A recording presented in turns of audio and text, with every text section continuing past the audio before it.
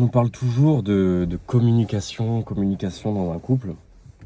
Et je suis d'accord, c'est fondamental. C'est fondamental dans un couple. Parce que c'est le secret des couples qui durent, en fait. Mais les mots tiennent place des vertus qui manquent. C'est-à-dire que souvent, plus une personne va vous parler de communication, dire il faut communiquer, il faut communiquer, il faut communiquer, plus moins quand au moment où il faudra communiquer, cette personne communiquera. Normalement, la communication se fait assez naturellement. Mais en fait, si vous voulez, si on va plus profond que la communication, parce que on en parle, j'entends parler partout, il faut communiquer. Oui, très bien. Mais comment? Comment? Le secret, vraiment, pour communiquer dans un couple, vraiment le secret, c'est de dire ce que l'on ressent. Et ça paraît bateau, mais c'est plus profond que ça. C'est-à-dire que quand quelqu'un, votre partenaire, veut dire ou faire quelque chose qui ne vous a pas plu, notre première réaction à tous, c'est de dire « Ah, tu as fait ça, tu as dit ça, ceci, cela, et ceci et cela. » Comment vous voulez avoir communication saine si vous arrivez et vous vous mettez dans une posture d'accusateur? Parce qu'en fait, si vous voulez, tout de suite, la personne se sent agressée. Et même vous, ça vous est déjà arrivé, si quelqu'un arrive et vous dit « Ah, t'as fait ci, t'as fait ça, etc. » Même si on est en tort, ça donne pas envie, quoi. Ça donne pas envie. Cette personne vous dit « Ah, t'as fait ci, oh, t'as encore fait ça. » Mais ça donne ni envie d'écouter, ni envie d'argumenter, ni envie de changer. Ça donne juste envie de s'engueuler. Donc si la personne en face de vous, si vous dites à la personne « Écoute, tu sais, calmement, quand tu m'as fait ça, je me suis senti comme ça. Tu sais, mais même pour les trucs tout cons, tu sais, quand tu sors pas la poubelle et que tu la laisses devant la porte, ça me donne l'impression que, tu vois, tu t'en fous de la maison, que quand je te demande quelque chose, tu le fais pas et que tu me soutiens pas. Je sais que c'est, voilà, je pense que faire la poubelle, c'est pas trop demandé et que, voilà, ça me ferait vraiment plaisir que tu le fasses et que ça me prouverait, ça me ferait du bien en fait, que rien que quand je te dis de sortir la poubelle, tu le fasses parce que ça me montrerait que voilà, tu m'écoutes et que tu me soutiens et que je suis pas le seul ou la seule à faire les choses dans la maison. Mais vous voyez la différence quoi? Avec putain, t'as pas encore sorti la poubelle, tu fais chier, je vais te le répéter combien de fois? Vous voyez la différence? Parce qu'en fait, si vous voulez exprimer ce que vous ressentez, ce n'est jamais une attaque. C'est toujours un travail que vous avez fait sur vous, déjà pour vous analyser, pour savoir exactement ce que vous ressentez, quelle émotion, et surtout, c'est doux, et la personne se met en empathie avec vous. Elle dit « Ah oui, je comprends, ok. Ah mais en fait, j'avais pas compris. J'avais pas compris que ça tenait à cœur à ce point-là. » Et du coup, si la personne n'est pas trop bête, elle va faire les choses.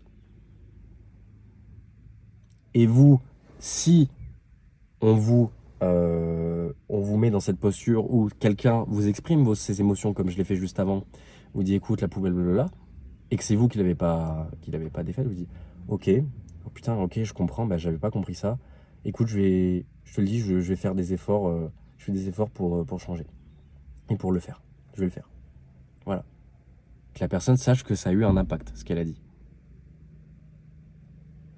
Et si ça, vous communiquez comme ça, ça va être fluide, ça va être simple. Parce que souvent, ce qui se passe, c'est que chacun ne dit pas les choses. Chacun reste dans sa bulle. Chacun accumule. C'est comme les plaies s'infectent et à un moment, ça explose. Là, ça pleure, ça crie, ceci, cela. Et à la fin, ça se console, on dit, ah mais j'avais pas compris, je suis désolé, ceci, cela. Mais en fait, si on le dit tout de suite, et qu'on justement on ne laisse pas les plaies s'infecter, c'est là où on peut avoir une communication et une relation saine. Et en fait, bah, ça passe. Là, j'entends déjà des personnes qui vont me dire oui, mais moi je le fais, mon partenaire n'écoute pas, il s'en fout. Bah, écoutez, si vous faites le travail sincèrement de discernement, que vous exprimez vos émotions et que votre partenaire ne change pas, vous cassez. Si ça a été à répétition, que vous avez vraiment fait ce travail d'empathie, que vous lui avez dit, vous avez compris que ce partenaire ne change pas, vous vous en allez. Ce partenaire n'est pas fait pour vous.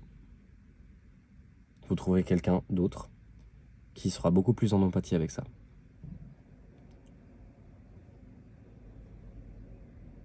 Désolé de vous le dire, hein, c'est peut-être cash, mais c'est pas tolérable. Évidemment, il y a un travail à faire. Je dis pas ça que c'est du jour au lendemain sur un coup de tête.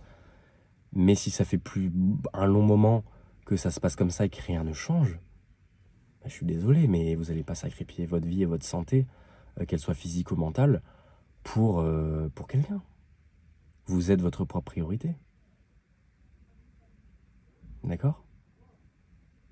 Encore une fois, il faut trouver le juste milieu. Mais si vous avez essayé, normalement, il faut partir, quoi. Parce que là, c'est vous, si vous voulez, qui rentrez dans quelque chose de malsain. Qui rentrez dans quelque chose où vous ne respectez plus. Et vu que vous êtes votre propre priorité, si vous avez l'impression de trahir les autres, vous savez, la plus haute trahison, c'est celle que vous faites à vous-même, pas celle aux autres. Si vous trahissez vos valeurs, vous trahissez vos limites pour quelqu'un, c'est pas bon du tout, c'est pas bon. Et ça ne rend service à personne, hein. Ni à la personne, ni à vous-même. Parce que vous ne changez pas et lui ne le changera pas non plus. Peut-être que partir, ce sera cet électrochoc qui le fera changer. Je sais pas, je suis pas devin. Mais en tout cas, il n'y a rien de plus bénéfique. Mais la communication, c'est